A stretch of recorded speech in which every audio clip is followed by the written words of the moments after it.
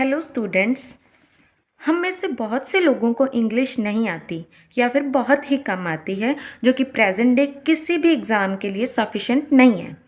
तो आज मैं आपकी इसी प्रॉब्लम का सलूशन लेके आई हूँ। तो मैं आपको इंग्लिश बिल्कुल बेसिक से सिखाऊंगी। तो इंग्लिश सीखने के लिए हमें सबसे पहले टेंस सीखने होंगे। टेंस यानी कि समय। तो दोस्तों, हम जब भी किसी से बात करते हैं अपने सेंटेंसेस में हम टेंस का यूज़ बिल्कुल करते हैं, फिर चाहे वो किसी भी लैंग्वेज में हो। जब हम अपनी सेंटेंस के पीछे हैं लगाते हैं तो वो प्रेजेंट टेंस होता है। जब हम इसके पीछे किसी भी सेंटेंस के पीछे था या थे लगाते हैं तो वो पास्ट होता है। और अगर फ्यूचर की बात करें तो वे उसमें हम लगाते हैं गा या गे। अपनी भाषा में तो हम टेंस का इस्तेमाल बखूबी कर लेते हैं, लेकिन जब बात आती है इंग्लिश की तो कईयों के काम वैसे ही बन जाते हैं, पीछे रह जाते हैं लोग। तो चलिए आज मैं आपको टेंस बिल्कुल बेसिक से इस तरह से सिखाऊंगी कि एटलीस्ट लाइफ में कभी आपको ये भूले ना। तो चलिए स्टार्ट करते हैं। टेंस के 3 पार्ट होते हैं: प्रेजेंट, पास्ट और फ्यूचर। ठीक है, प्रेजेंट में जो समय चल रहा है जिसके पीछे हम हैं लगाते हैं वो होता है प्रेजेंट। था या थे लगाते हैं वो होता है पास्ट। गा या गे लगाते हैं वो होता है फ्यूचर। अब अगर हम इनके सब पार्ट्स की बात करें तो उसमें क्या होते हैं: इंडेफिनिट,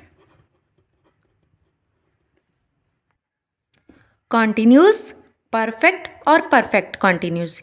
ये 4 सब पार्ट होते हैं।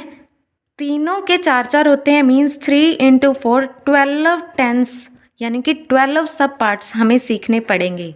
जी बिल्कुल घबराइए मत। अगर आपको 3 पार्ट अच्छे से आ गए ना, 4 पार्ट, जैसे मान लीजिए प्रेजेंट के इंडेफिनिट, कॉन्टिन्यूस, परफेक्ट और परफेक्ट कॉन्टिन्यूस अच्छे से आ गए, फिर तो बात ही बन गई। 12 के 12 सारे ही आ गए, समझिए।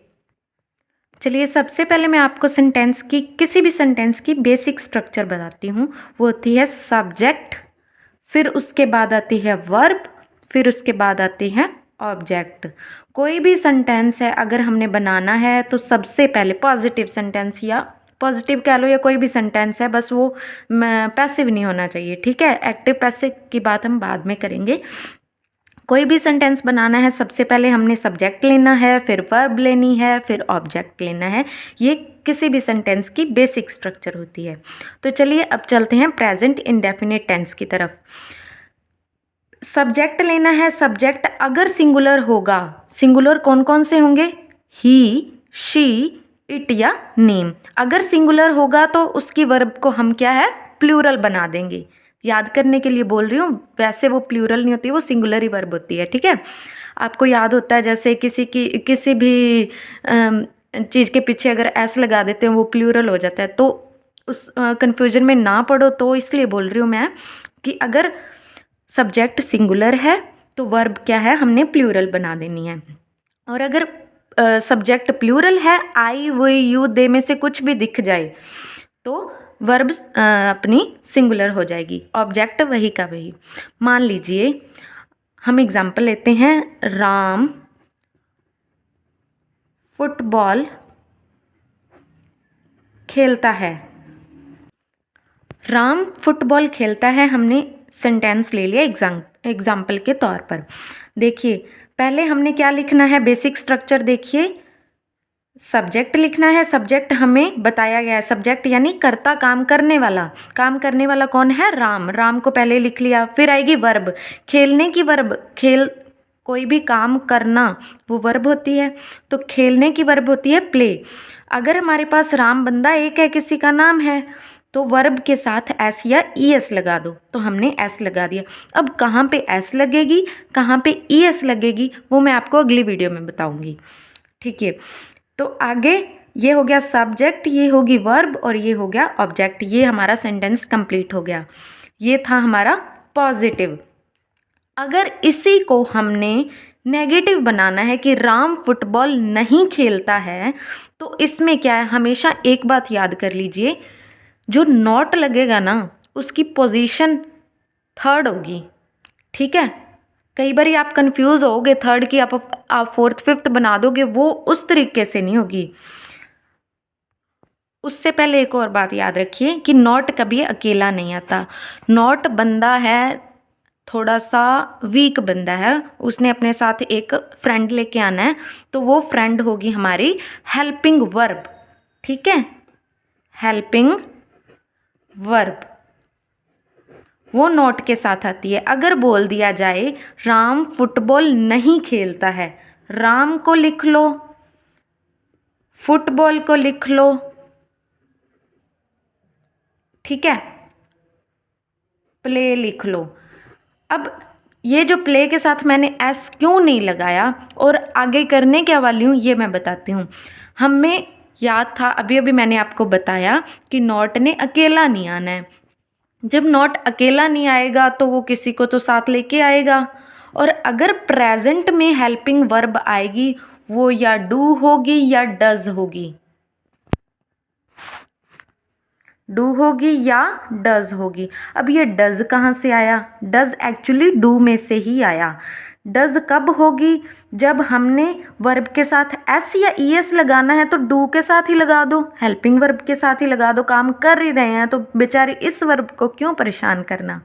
ठीक है, तो हमने क्या करना है, हेल्पिंग वर्ब के साथ एस या ई एस लगा देनी। अब क्या है, राम फिर से बंदा अकेला है, हमें एस या ई एस चाहिए और नॉट भी चाहिए। नॉट को थर्ड पोजीशन पे यहाँ पे लिख लिया, नॉट थर्ड पोजीशन पे लिखा गया।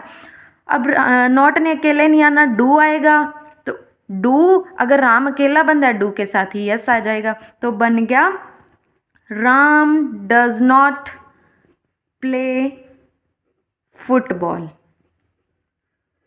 ठीक है, चलिए मैं एक बार रिपीट कर देती हूँ कि प्रेजेंट इंडेफिनिट में क्या होगा। बेसिक स्ट्रक्चर पहले देख लो, किसी भी सेंटेंस में हमने करनी है सब्जेक्ट वर्ब और ऑब्जेक्ट। अगर सब्जेक्ट सिंगुलर है उसकी वर्ब के साथ एस या ई एस आएगा और ऑब्जेक्ट वैसे का वैसा। अगर प्लूरल है सब्जेक्ट तो उसकी वर्ब सिंपल आएगी और ऑब्जेक्ट वैसे का वैसा। और अगर हमने नॉट लगाना है तो हेल्पिंग वर्ब आएगी, नॉट अकेला नहीं आएगा, हेल्पिंग वर्ब आएगी। प्रेजेंट में हेल्पिंग वर्ब होती है डू, और ये वाला जो ऑपरेशन है एस या ई एस वाला, जब हमने डू लगाना है तो उसी पे लगाना है। ठीक है, ये ऑपरेशन उसी पे अप्लाई करना है। Ram plays football, Ram football खेलता है। अगर राम फुटबॉल नहीं खेलता तो नॉट ने थर्ड नंबर पे आना है, उससे पहले वो अपने एक फ्रेंड को लेके आएगा क्योंकि वो वीक बंदा है। नॉट क्या है, वीक है, वो अपने फ्रेंड को लेके आएगा और फ्रेंड पे ऑपरेशन चलेगा सब्जेक्ट के अकॉर्डिंग। ठीक है, ये तो हो गया सिंगुलर की बात हमने कर ली।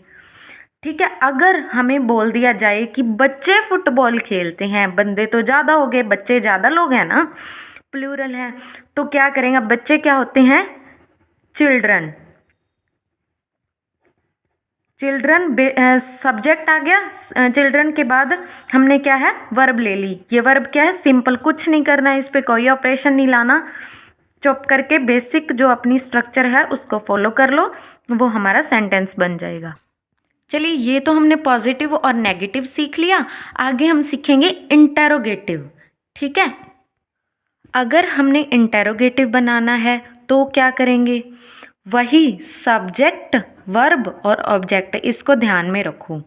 ठीक है, अब क्या आ गया इंटेरोगेशन वाला, तो क्या को क्या करेंगे, हम हेल्पिंग वर्ब पहले लेके आएंगे, फिर वही सब्जेक्ट वर्ब ऑब्जेक्ट चलेगी। अब क्या, कौन सी, मतलब हमारी प्रेजेंट में हेल्पिंग वर्ब कौन सी होती है, डू। बच्चे ज़्यादा जने हैं, हमने डू पे कोई ऑपरेशन नहीं लगाना। प्लूरल अभी अभी सीखा था, सिंगुलर के साथ ऑपरेशन लगाना है, प्लूरल के साथ कोई ऑपरेशन नहीं लगाना। ठीक है, तो सबसे पहले helping verb do children play football, ये तो बिल्कुल भी नहीं भूलना। ठीक है, चलिए अभी बेसिक स्ट्रक्चर दोबारा से देखिए। सिर्फ मैंने हेल्पिंग वर्ब पहले लगाई, यानी इंटेरोगेटिव है तो हमेशा हेल्पिंग वर्ब पहले लगेगी, फिर वही basic structure children play football. ठीक है, अब यहाँ पे तो हमारे पास जो सब्जेक्ट था वो ज़्यादा जने थे, हमने डू पे कोई ऑपरेशन नहीं लगाया। अगर बंदा फिर एक आ गया और इंटेरोगेटिव बनाना है तो हमने डू पे ऑपरेशन लगाना पड़ेगा हमेशा, ये बात ध्यान पे रख लो। प्रेजेंट की बात हो रही है, सिर्फ प्रेजेंट की, पहले प्रेजेंट अच्छे से सीख लो, मैं आपको करवा दूंगी आज पूरा, ठीक है। इसमें क्या है, अब राम, पहले वही बना लो, राम प्ले फुटबॉल। अब प्ले के साथ मैंने एस क्यों नहीं लगाया, मैंने आपको बताया था अगर हेल्पिंग वर्ब आए तो ऑपरेशन हेल्पिंग वर्ब पे लगाना है, और हेल्पिंग वर्ब अगर क्या आगे आ गया या इंटेरोगेशन आ गया, हेल्पिंग वर्ब ने आना है आगे। डू आगे आया, बंदा एक है, डू के साथ एस या ई एस लग गया, ये फिर नहीं भूलना, ठीक है। डज राम प्ले फुटबॉल, क्या राम फुटबॉल खेलता है, ये बन गया हमारा सिंगुलर प्रेजेंट इंडेफिनिट का इंटेरोगेटिव सेंटेंस। चलिए अब सेकंड पार्ट पे आते हैं, सब पार्ट पे आते हैं। Present continuous tense, continuous word जहाँ पे भी आ जाए उसका मतलब होता है कोई भी काम अभी तक चल रहा है। स्टार्ट कब हुआ अब वो बात नहीं करेंगे, सिर्फ चल रहा है, ठीक है। जैसे मैं अब आपको पढ़ा रही हूँ, ठीक है, इसके रूल सीखते हैं अभी। चलिए प्रेजेंट कॉन्टिन्यूअस टेंस के मैंने अभी आपके सामने रूल लिख दिए हैं, पहले मैं इनको समझाऊंगी। जब आई आए तो आई के साथ एम लगाते हैं, कोई भी बंदा अकेला है, ही शी इट या कोई नाम आ गया उसके साथ इज़, और प्लूरल जो ज़्यादा बंदे हैं उनके साथ आर, बाकी बेसिक स्ट्रक्चर सेम है। वर्ब की फर्स्ट फॉर्म के साथ आईएनजी, आईएनजी का मतलब ही कॉन्टिन्यूअस होता है, ठीक है। जहाँ पे आईएनजी लगा यानी काम चल रहा है, ठीक है। ऑब्जेक्ट वही बेसिक स्ट्रक्चर फिर फॉलो करते हैं। मैं आपको पढ़ा रही हूँ, ठीक है, तो मैं इसको क्या लिखूँगी, आई एम, पढ़ाने का मतलब क्या होता है, टीचिंग। क्या पढ़ा रही हूँ, English, I am teaching English. समझ आ गई, आई के साथ am, he is teaching English, यही सेम का same. You are teaching English, same का सेम। समझ आ गई आई सिंगुलर या प्लूरल का यूज़ कैसे करते हैं। अब आपको एक सेंटेंस दिख रहा होगा जिसमें मैंने नेगेटिव का यूज़ करा है कि मैं आपको नहीं पढ़ा रही हूँ। अगर नहीं करना है तो मतलब नॉट की बारी आ गई। नॉट का मैंने अभी अभी पीछे से बताया था कि नॉट ने आना है थर्ड पोजीशन पे, और ये भी बताया था कि नॉट ने अकेला नहीं आना, बंदा वो वीक है, वो एक पर्सन को, अपने फ्रेंड को अपने साथ लेके आएगा, आगे बिठा लेगा। अब नोट किसी को लेके तो आया नहीं, सिंपल हमने तीसरे पे लिख दिया। आपका ये डाउट हो सकता है मैं है या नहीं है, लेकिन मैं आपका क्लियर कर देती हूँ कि एम ऑलरेडी हेल्पिंग वर्ब है, प्रेजेंट है, उसमें कुछ भी प्रेजेंट नहीं था तो हमें लेके आना पड़ा था। यहाँ पे एम पहले एग्जिस्ट करता है, उसकी हेल्प हो रही है, फिर वो क्यों लेके आएगा अपने साथ किसी बंदे को, ठीक है। इसी तरह से नोट को चुप करके तीसरी पोजीशन पे लिख दीजिए, आपका सेंटेंस अच्छा हो जाएगा। अगर मैं बोल लूँ कि क्या मैं इंग्लिश पढ़ा रही हूँ, तो फिर वही बात, हेल्पिंग वर्ब ने हमेशा क्या आ गया, क्वेश्चन मार्क आ गया, हेल्पिंग वर्ब ने हमेशा आगे आ जाना है, बाकी बेसिक स्ट्रक्चर सेम की सेम। क्या मैं इंग्लिश पढ़ा रही हूँ। अगर मैं बोल दूँ कि क्या मैं इंग्लिश नहीं पढ़ा रही हूँ, फिर नहीं मीन्स नॉट, नॉट ने कहाँ पे आ जाना है, थर्ड पोजीशन पे। एम आई यहाँ पे आ जाएगा नॉट, ठीक है। क्या मैं इंग्लिश नहीं पढ़ा रही हूँ, अब फिर नॉट अकेला नहीं है, हेल्पिंग वर्ब है, चाहे वो एक स्टेप आगे चली गई है कोई फ़र्क नहीं पड़ता, नॉट के साथ हेल्पिंग वर्ब आई है, ठीक है। हमने प्रेजेंट टेंस के दो सब पार्ट सीख लिए, प्रेजेंट इंडेफिनिट और प्रेजेंट कॉन्टिन्यूस। अब बारी है प्रेजेंट परफेक्ट टेंस की। जहाँ पे अकेला परफेक्ट देख लो आप तो मतलब वो काम हो चुका है, ठीक है, सिर्फ परफेक्ट। अब प्रेजेंट है, हो चुका है, अगर है बोलना है तो वो प्रेजेंट परफेक्ट है।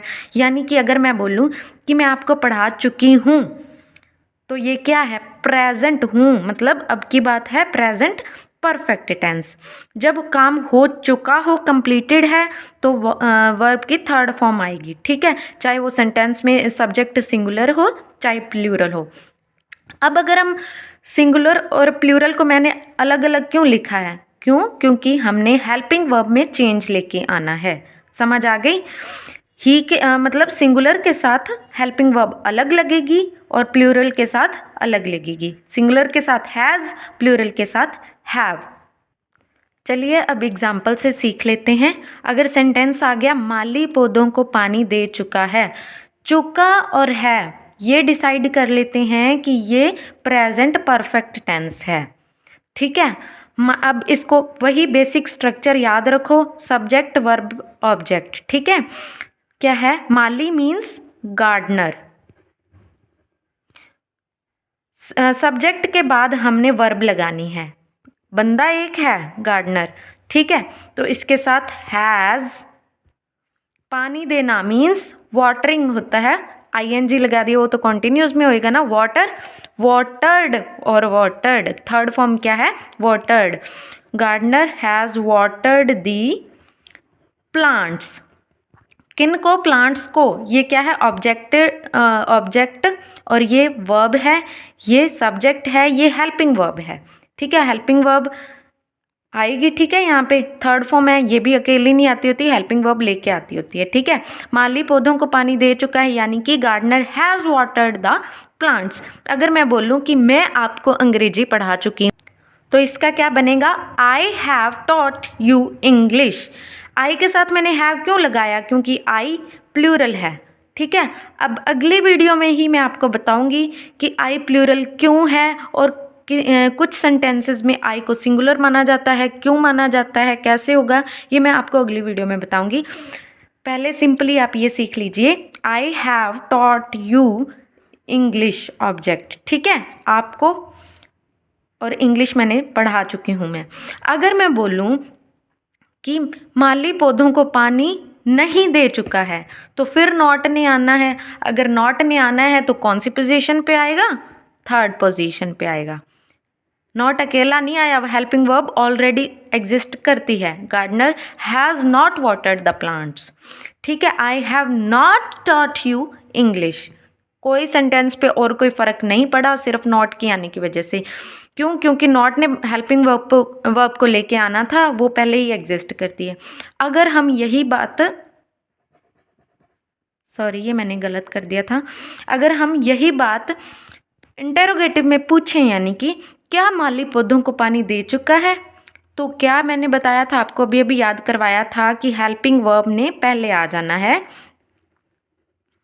Has gardener watered the plants? क्या गार्डनर ने प्लांट्स को पानी दे दिया? ठीक है, ये हो गया इंटेरोगेटिव। या अगर ये बोलूँ मैं आपको अंग्रेजी पढ़ा चुकी हूँ पूछूं, तो इसने फिर आगे आ जाना है, have I taught you English. ठीक है, ये हमने सीख लिया। नॉट ने फिर अगर लगाना है इसमें, तो नॉट फिर थर्ड पोजीशन पे आ जाएगा। अब बारी आती है प्रेजेंट परफेक्ट कॉन्टिन्यूअस टेंस की। ये सबसे ही डिफ़िकल्ट कह सकते हैं या कंफ्यूज्ड टेंस है, लेकिन ध्यान से सुनना, कभी नहीं आप भूलोगे। ठीक है, इसमें क्या है? परफेक्ट भी आ गया और कॉन्टिन्यूअस भी आ गया। परफेक्ट का मतलब मैंने आपको अभी बताया था कि कोई भी काम पूरा हो चुका है, और कॉन्टिन्यूअस का मैंने बताया था कि काम चल रहा है। ये क्या बात बनी? तो ये वाले टेंस का मतलब होता है जब कोई भी काम की शुरुआत तो पहले से हो चुकी है, लेकिन काम अभी भी चल रहा है। अगर मैं कहूँ कि मैं आपको सुबह से पढ़ा रही हूँ, ठीक है, काम तो मैंने शुरुआत तो सुबह से करी थी, लेकिन चल अभी तक रहा है। ये क्या है? Perfect continuous tense. समझे? अभी मैं आपको रूल बताती हूँ इसके। चलिए पहले रूल सीखते हैं इसके।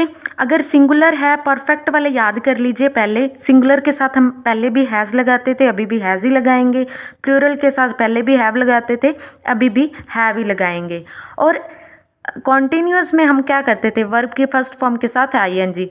जब भी आईएनजी लगी हो, ये बात याद रख लीजिए कि आईएनजी हमेशा फर्स्ट फॉर्म के साथ ही लगती है। और हेल्पिंग वर्ब और इनको जेरेंड भी बोल देते हैं, वो बाद में सिखाऊंगी मैं आपको। हेल्पिंग वर्ब और आईएनजी वाली वर्ब जो है, इनको कनेक्ट करने के लिए हमने बीच में लगाया है बीन, दोनों में। ठीक है, ओके। लास्ट में हमने सिंस या फॉर का यूज़ करना है। सिंस या फॉर का यूज़ कैसे करना है वो मैं आपको बताती हूँ अभी। चलिए पहले एग्जाम्पल देख लेते हैं। सीता सुबह से खाना बना रही है। सीता ने काम शुरू किया सुबह से, अभी तक चल ही रहा है काम। ठीक है, तो वही बेसिक स्ट्रक्चर हमेशा अपने दिमाग में रखिए, कभी नहीं भूलोगे। सीता, ये एक बार सुबह से भूल जाइए। खाना बना रही है, वही सीता एक लड़की है, मतलब सिंगुलर है। हैज़ बीन, खाना बनाना मीन्स कुकिंग फूड। अब कब से कर रही है? सुबह से, यानी कि सुबह एक पॉइंट ऑफ टाइम है। जब पॉइंट ऑफ टाइम आता है तो हमें सिंस का यूज करना होता है। सिंस मॉर्निंग, समझे? ठीक है। Sita has been cooking food since morning, Sita सुबह से खाना बना रही है। ये हमारा इसका प्रेजेंट परफेक्ट कॉन्टिन्यूस टेंस का हो गया। अब अगर बोलें बच्चे 2 घंटे से पढ़ाई कर रहे हैं, ये मैंने बच्चे क्यों लिया था? क्योंकि सीता भी सिंगुलर पढ़ाई थी। अब प्लूरल पढ़ा देती हूँ। चिल्ड्रन, ये 2 घंटे से फिर एक बारी भूल जाइए। क्यों? क्योंकि ये सिंस फॉर का पार्ट है, अभी अभी मैंने आपको सिखाया है। ठीक है। चिल्ड्रन आर, पढ़ाई करना, studying, sorry children have been studying for 2 hours. अभी कितना टाइम हो गया है? जब ये बात पता हो तो फॉर का यूज़ करते हैं, जब पॉइंट ऑफ टाइम पता हो तो सिंस का यूज़ करते हैं। बच्चे 2 घंटे से पढ़ाई कर रहे हैं। Children have been studying for 2 hours. अब ये तो हमने इसका पॉजिटिव सीख लिया। अगर नेगेटिव बनाना हो तो मैंने आपको क्या सिखाया था कि नॉट ने आना है 3rd पोजीशन पे। ये सीता वाले सेंटेंस में देखो 3rd पोजीशन कहाँ पे बनती है? देखो, हाँ, यहाँ पे बनती है नॉट। ठीक है। ये नहीं सोचना कि ये पूरे के बाद लगा दूँ यहाँ पे, जचा नहीं, वो जचाना नहीं है आपने, रूल याद करो बस। Sita has not been cooking food, ठीक है, वो आगे वैसे।